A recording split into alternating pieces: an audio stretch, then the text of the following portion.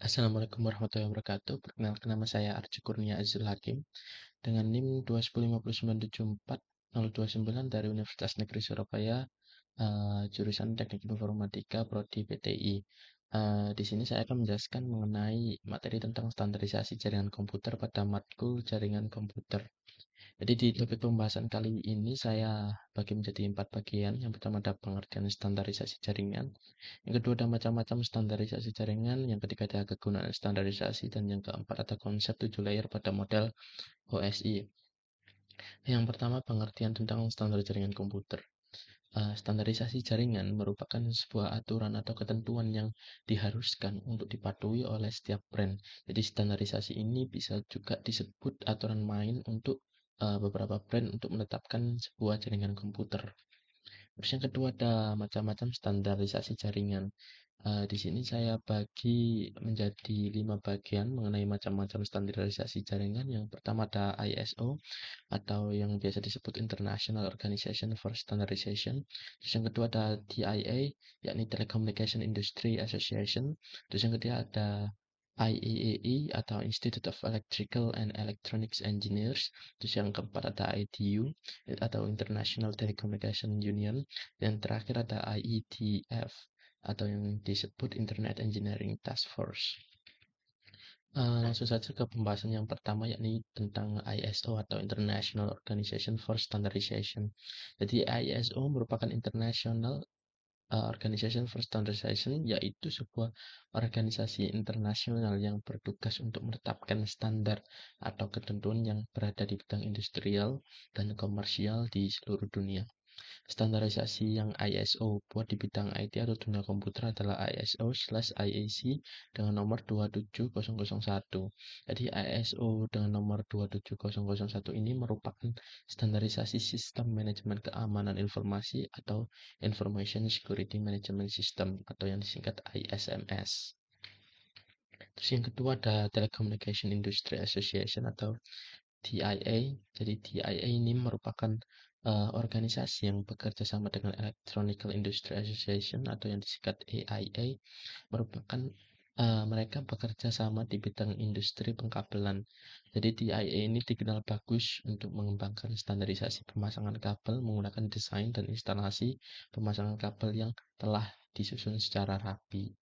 Contoh standarisasi DIA atau AIA ini yang sudah kita ketahui yakni DIA/AEIA dengan nomor 568A dan DIA/AIA dengan nomor 568B. Terus lanjut yang ketiga yakni Institute of Electrical and Electronics Engineers atau yang disingkat IEEE. IEEE merupakan organisasi internasional yang tujuan mengembangkan teknologi untuk meningkatkan derajat kemanusiaan. Jadi IEEE ini mencakup pengembangan di bidang telekomunikasi, jaringan komputer, kelistrikan, elektrik, dan juga antariksa. Contoh di bidang jaringan komputer yaitu IEEE dengan nomor 802.3 yang digunakan untuk Ethernet melewati akses LAN. Terus yang kedua ada IEEE dengan nomor 802.11 yang digunakan untuk wireless dengan akses LAN dalam kurung WiFi.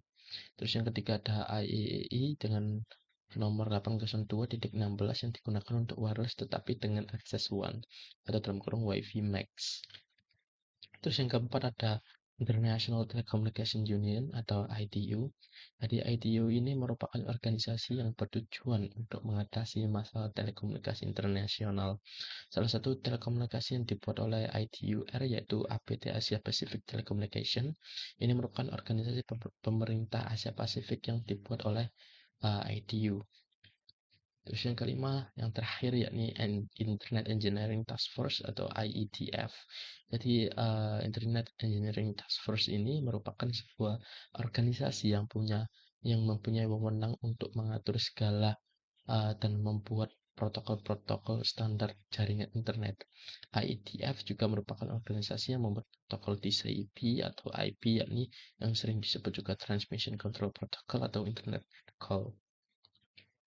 Terus yang ketiga ada kegunaan standarisasi jaringan komputer. Ada 3 bagian, yakni yang pertama untuk dapat digunakan banyak orang, Itu salah satu juga kegunaan standarisasi jaringan komputer. Yang kedua itu untuk memudahkan komunikasi satu sama lain. Jadi kegunaan standarisasi jaringan komputer juga memudahkan komunikasi satu sama lain dengan standar yang sama. Jadi banyak jaringan komputer akan memudahkan komunikasi dengan komputer satu dan juga komputer lainnya karena ada standarisasi yang cukup jelas untuk mengatur hal itu. Terus yang ketiga ada memudahkan dalam melakukan pekerjaan. Tentu saja dalam kegunaan standarisasi jaringan komputer yang sudah terstruktur dan juga ada standarnya itu akan memudahkan dalam melakukan segala bentuk pekerjaan. Terus yang keempat yakni yang paling penting konsep 7 layer pada model OSI.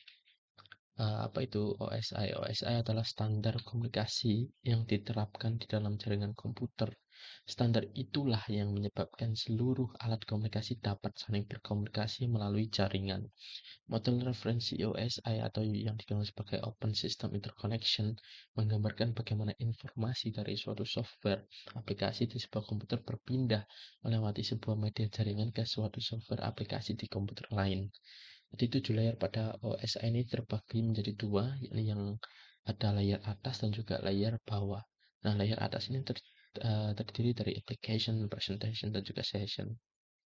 Terus 4 layer bawah yakni terdiri dari transport, network, data link, dan juga physical. Layer atas pada OSI.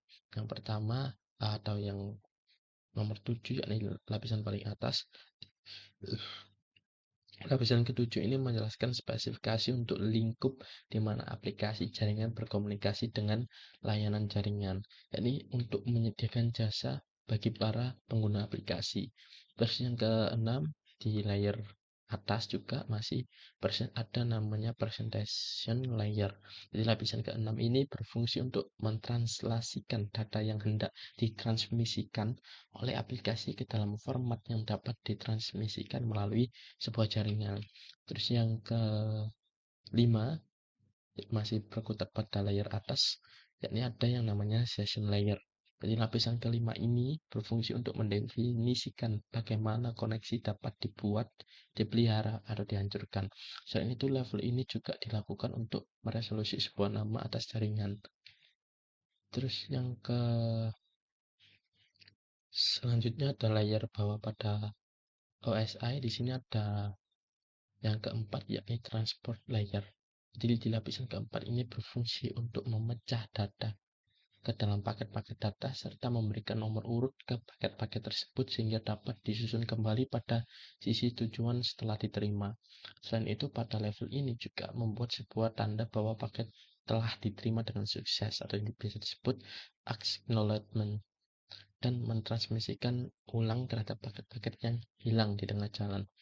Terus yang masih berada di layer bawah pada OSI yakni lapisan yang ketiga yakni network layer. Lapisan ketiga ini berfungsi untuk mendefinisikan alamat-alamat IP, membuat header untuk paket-paket dan kemudian melakukan routing melalui internet networking dengan menggunakan router dan switch layer. Terus yang kedua pada layer bawah OSI ada yang namanya data link layer.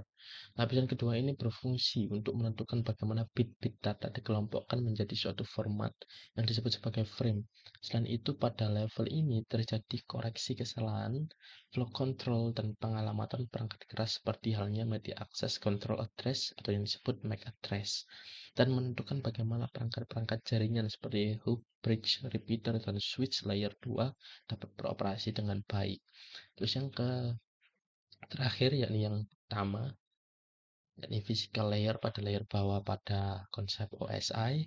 Lapisan ke-1 ini berfungsi untuk mendefinisikan media transmisi jaringan, metode pensinyalan, sinkronisasi bit, arsitektur jaringan, seperti halnya Ethernet atau token ring, topologi jaringan, dan pengabelan. Selain itu, level ini juga mendefinisikan bagaimana network interface card atau yang disingkat NIC dapat berinteraksi dengan media kabel atau radio. Sekian penjelasan saya mengenai standarisasi jaringan pada komputer. Mohon maaf bila ada kata. Saya akhiri. Wassalamualaikum warahmatullahi wabarakatuh. Terima kasih.